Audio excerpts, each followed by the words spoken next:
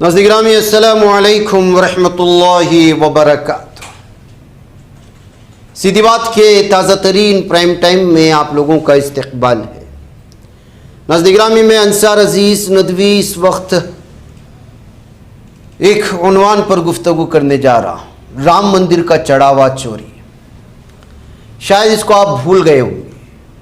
لیکن بھارتیوں کو یہ معاملہ بھولنے نہیں دیا جانا چاہیے۔ بصورت دیگر مندر بنا کر اس پر سیاسی روٹیاں سینک کر لوگوں کو اپنے مذہبی دھارمک ہونے کا یقین دلا کر اسی مندر کے چڑھاوے اگر چراتے ہیں تو وہ کتنے بڑے مجرم ہوں گے۔ اسی بات کو لے کر کے ایک مضمون لکھا گیا، دی وائر کے شکریہ کے حوالے سے وہ تفصیلات میں آپ کے سامنے رکھنا چاہتا ہوں کہ یہ کس طرح سے مرکزی حکومت اور پی ایم مودی کے لیے گلے کی ہڈی بن سکتی ہے۔ ایودھیا کے رام مندر میں چڑھاوے کی چوری کا معاملہ، جس کی جانچ اتر پردیش حکومت کی تشکیل کردہ خصوصی تحقیقاتی ٹیم SIT اور ریاستی پولیس کر رہی ہے، اب ایک بڑا سیاسی تنازع بن چکا ہے۔ جبکہ اس کو ختم کرنے کی کوششیں ہوئی، اس کے اہم ترین ملزم کو کلین چٹ مل چکی ہے۔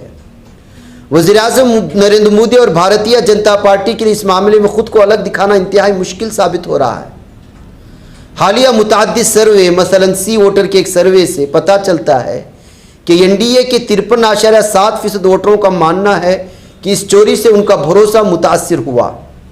عقیدت مند اس واقعے کو صرف ایک مالی جرم نہیں بلکہ مذہبی عقیدے کے ساتھ ہوئے ایک سنگین خیانت کے طور پر دیکھ رہے ہیں۔ اس کا براہ راست اثر BJP کے سب سے وفادار ووٹروں کے طبقے پر پڑتا نظر آ رہا ہے۔ چونکہ BJP نے رام مندر کی تعمیر اور اس سے وابستہ علامات کو پوری طرح سے اپنی سیاسی پہچان سے جوڑ دیا تھا، اور وزیر اعظم نریندر مودی نے خود اس مذہبی منصوبے کا پورا کریڈٹ لیا تھا،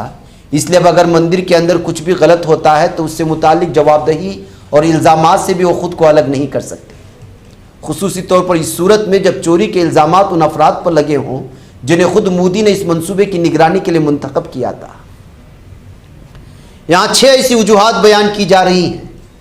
جن کی بنا پر وزیر اعظم مودی اور BJP کے لیے رام مندر میں چڑھاوے کی چوری کے معاملے سے خود کو الگ دکھانا مشکل ہو رہا ہے۔ رام مندر کی تعمیر صرف ایک مذہبی منصوبہ نہیں بلکہ BJP اور سنگھ پریوار کی سب سے بڑی سیاسی حصولیابی اور پہچان کی علامت ہے۔ رام جنم بھومی تحریک ہی کے سہارے BJP قومی سیاست کے مرکز تک پہنچی، اور مندر کی پران پرتشٹھا کی تقریب میں وزیر اعظم نریندر مودی سب سے نمایاں شخصیت کے طور پر دکھائے گئے۔ مودی نے بار بار رام مندر کی تعمیر کا پورا کریڈٹ خود لیا، اسے صدیوں پرانے وعدے کی تکمیل کے طور پر پیش کیا، جس کے تحت 1992 میں ہندوتوا کارکنوں کی جانب سے شہید کی گئی بابری مسجد کی جگہ رام مندر تعمیر کرنے کی بات کی جاتی رہی تھی۔ ایسی صورت میں مندر کے احاطے کے اندر پیش آنے والا کوئی بھی گھوٹالا یا تنازع خود بخود BJP سے جڑ جاتا ہے، کیونکہ یہی وہ علامت ہے جسے پارٹی نے اپنے انتخابی مفاد کے لیے سب سے مؤثر سیاسی ہتھیار کے طور پر استعمال کیا۔ نمبر 2، وزیر اعظم مودی اس تنازع کو کسی مقامی آزاد انتظامی ناکامی قرار دے کر اس سے دامن نہیں چھڑا سکتے۔ شری رام جنم بھومی تیرتھ شیتر ٹرسٹ، جو رام مندر کے انتظام و انصرام اور اس کے مالی معاملات کی نگرانی کرتا ہے، مرکزی حکومت نے قائم کیا تھا، اور اس کے 15 میں سے 12 اراکین کو براہ راست مرکزی حکومت نے نامزد کیا تھا۔ فروری 2020 میں وزیر اعظم مودی نے خود لوک سبھا میں اس ٹرسٹ کے قیام کا اعلان کیا تھا، اور یہ سمجھا جاتا ہے کہ ٹرسٹ کے اراکین کے انتخاب میں ان کا اہم کردار تھا۔ اس لیے فطری طور پر عوام ٹرسٹ کے اراکین کی جواب دہی کو براہ راست اسی وزیر اعظم سے جوڑ کر دیکھ رہے ہیں جنہوں نے اس ٹرسٹ کی تشکیل کرائی اور اس کے اراکین کی تقرری کی۔ نمبر 3، یہ تنازع براہ راست ان لوگوں تک پہنچتا ہے جو BJP اور راشٹریہ سیوم سیوک سنگھ RSS کے اعلیٰ قیادت سے وابستہ رہے۔ شری رام جنم بھومی تیرتھ شیتر ٹرسٹ کے جنرل سیکریٹری چمپت رائے، جنہوں نے حال ہی میں اخلاقی بنیادوں پر اپنے عہدے سے استعفیٰ دیا، RSS کے سینئر رہنما اور وشو ہندو پریشد کے نائب صدر ہیں، اور انہیں وزیر اعظم نریندر مودی کا قریبی ساتھی بھی سمجھا جاتا ہے۔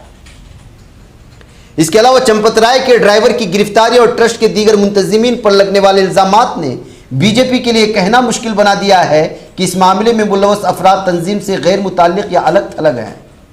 اتنا ہی نہیں بلکہ بجرنگ دل کے بانی اور BJP کے رہنما ونے کٹیار بھی عوامی طور پر ٹرسٹ کے اعلیٰ عہدیداروں پر سوال اٹھا چکے ہیں، اس کے نتیجے میں تنازع بی جے پی اور اس سے وابستہ تنظیموں کے اندر بھی چرچا اور الزام تراشی کا سبب بن چکا ہے۔ نمبر 4، وزیر اعظم نریندر مودی کی سیاسی امیج بنیادی طور پر 3 اہم دعووں پر قائم رہی ہے۔ ہندوتوا کے سب سے بڑا محافظ ہونے کا دعویٰ، یعنی ہندو عقیدے اور مقدس مقامات کے محافظ کے طور پر اپنی پہچان، بدعنوانی کے خلاف لڑائی کا دعویٰ، جس کے ذریعے بی جے پی خود کو اقربا پروری اور بدعنوان جماعتوں سے مختلف ظاہر کرتی رہی ہے، قوم پرستی کے نام پر مؤثر اور کامیاب حکمرانی کا دعویٰ، جس کے تحت بہتر نظم و نسق و ترقی کو قوم پرستی سے جوڑ کر پیش کیا جاتا ہے۔